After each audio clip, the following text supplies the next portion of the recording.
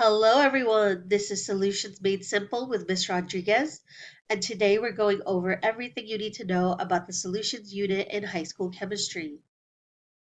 So today we're going over types of solutions, solubility, molarity, and dilutions. Now, here's a misconception about solutions. People assume that solutions equals liquids, but in truth, solutions can be solids, liquids, or gases. Solid solutions are things like 12K gold or brass. Liquid solutions are things like Kool-Aid or hot chocolate. And the best example of a gaseous solution is air. So for all of these examples, they're a mixture of multiple different things, but you can't tell where one thing starts and another thing ends. Which leads us to our definition for a solution. It is a homogeneous mixture made of two or more substances. A solution is made up of a solute and a solvent. The solute is the substance that dissolves. The solvent is the substance that does the dissolving. Things that are soluble means that they can be dissolved. Insoluble means that they cannot be dissolved. And solubility is the amount of solute that can dissolve in a solvent at a given temperature to produce a saturated solution. The term like dissolves like means that substances must have the same polarity in order to dissolve. That means solutes that are polar are dissolved by solvents that are polar. Nonpolar solutes can only dissolve in nonpolar solvents. If you try to mix something that is polar and nonpolar, you'll see that they won't dissolve or they won't mix. Water is known as the universal solvent, and water is polar, meaning that it has a positive end and a negative end, so it dissolves other polar things, so polar solutes. An electrolyte is a solute that dissociates fully in water. These are going to be ionic compounds, and as a result, it becomes conductive. An example would be salt and water. Non-electrolytes do dissolve, but they do not fully dissociate. So these are going to be your covalent compounds, and after dissolving, they are not conductive. So for example, sugar and water.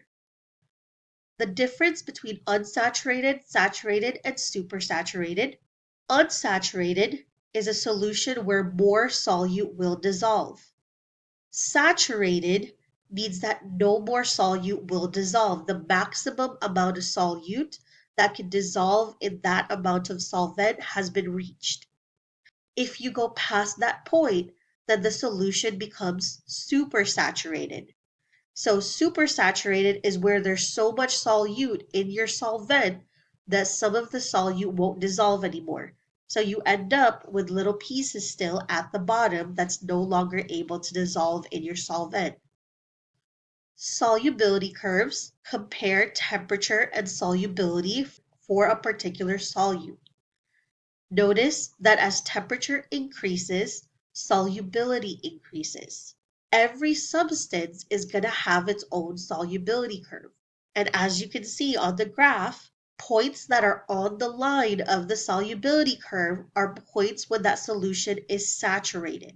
Anything below the line means that the solution is unsaturated. Any points above the line means that the solution is supersaturated.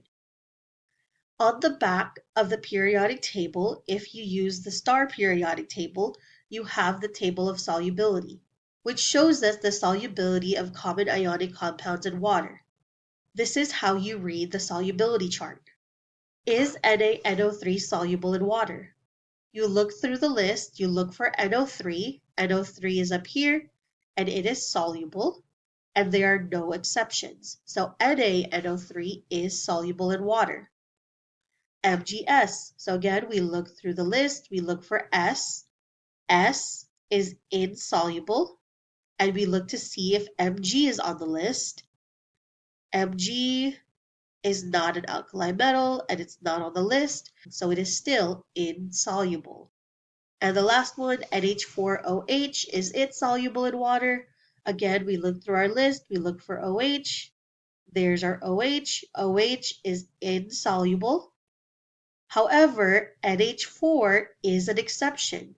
So even though compounds of OH are normally insoluble, because it's bonded to NH4, it is now soluble.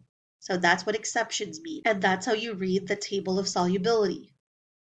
Factors that increase solubility are increasing the temperature for solid solutes, decreasing the temperature if you're talking about gaseous solutes, increasing pressure, stirring or agitation, and increasing the surface area. Now, increasing the surface area means making the particle smaller. So the smaller the particle, the bigger the surface area. A factor that does not increase solubility, but many students think it does, is increasing the amount of solute. It does not matter how much solute you add. If you keep adding more and more solute, it doesn't increase the rate of dissolving. It doesn't increase solubility. Here we have a solubility curve of different compounds. So remember, each compound is going to have its own solubility curve. All of these compounds are soluble in water, but how much of each can dissolve at a particular temperature is going to be different. So for example, at 10 degrees Celsius, only 5 grams of KClO3 can dissolve, but 10 grams of Ce2SO43 can dissolve, and 20 grams of KNO3 can dissolve, and 30 grams of KCl can dissolve. So at that temperature, this is how many grams of each compound can dissolve. If we increase the temperature, now we've increased the solubility, so more grams of each of these solutes can dissolve. The only exception to that is Ce2SO43. That's the only one with a negative slope.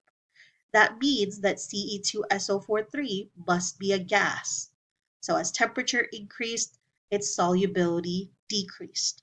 For the rest of the compounds, as temperature increased, solubility also increased. So these must be solid solutes. Remember that even when you have multiple solubility curves, on the line is still saturated. So at 70 degrees Celsius, if you put 30 grams of KClO3 and 100 grams of water, you have formed a saturated solution. If you put less than 30 grams, so 20 grams, it would be unsaturated. If you put more than 30 grams, so let's say 40 grams at 70 degrees Celsius, then it's supersaturated. So anything below, unsaturated, anything above, supersaturated, and exactly on the line is saturated. Let's try to do some solubility curve questions. What is the solubility of NaNO3 and 100 grams of H2O at 0 degrees Celsius? So let's start with our 0 degrees Celsius. We're trying to figure out the solubility of NaNO3, so we're going to go up until we hit NaNO3, which is right here. So the solubility at 0 degrees would be about 73 grams of NaNO3. Our second question, how many grams of KNO3 will dissolve in 200 grams of H2O at 45 degrees Celsius? So now we're looking at 45 degrees Celsius, and we're talking about a different line. We're talking about the KNO3, which is the green line, and we're going to follow it up all the way till we hit the green line, which is about 75 grams. But notice for this question, it says 200 grams of H2O. So we have to double the grams that we see on the chart. So 75 times 2 gives us 150 grams of KNO3. For our last question, how much water is needed to dissolve 190 grams of NaNO3 at 30 degrees Celsius? So 30 degrees Celsius, we follow it up to NaNO3. So that's all the way up here. And that gives us 95 grams. Now it's not asking about 95 grams, it's asking about 190 grams. So 95 grams can dissolve in 100 grams of water. That means 190 grams must need double the water. So 100 times 2 We need 200 grams of H2O to dissolve 190 grams of NaNO3. Concentrations are the amount of solute dissolved in a solvent at a given temperature. If something is dilute, that means it has a low concentration of solute dissolved. If something is concentrated, that means it has a high concentration of solute dissolved. In order to specify something as dilute or concentrated, you have to have something to compare it to. So for example, I have two beakers here. The beaker on the left is more concentrated when compared to the beaker on the right. The beaker on the right can only be called dilute because we're comparing it to the beaker on the left. If there was no comparison, we can't call it either or. We need to compare it to something. In order to turn something from concentrated to dilute, you have to add more solvent. In this case, we're adding more water. But notice that the number of particles does not change. Molarity is the concentration of a solution expressed in moles of solute per liter of solution. The formula for molarity is capital M equals moles of solute divided by liters of solution. Molarity is often used as a conversion factor for calculations. For our example, what is the molarity of a solution that has 2.3 moles of sodium chloride in 0.45 liters of solution? So we know the moles, we know the volume, let's calculate the molarity. Capital M equals 2.3 moles over 0.45 liters. We plug that into our formula, we calculate, and we get 5.1 moles per liter, which is our molarity. The dilution formula is used to make a more dilute solution from a concentrated solution. So we have M1V1 equals M2V2. On the left, we have something more concentrated, and we form something more dilute on the right. For example, 250 milliliters of a 0.5 m HCl solution needs to be made from concentrated HCl. What volume of the concentrated solution is needed if its molarity is 12 molar? We know our M1, which is 0.5 m.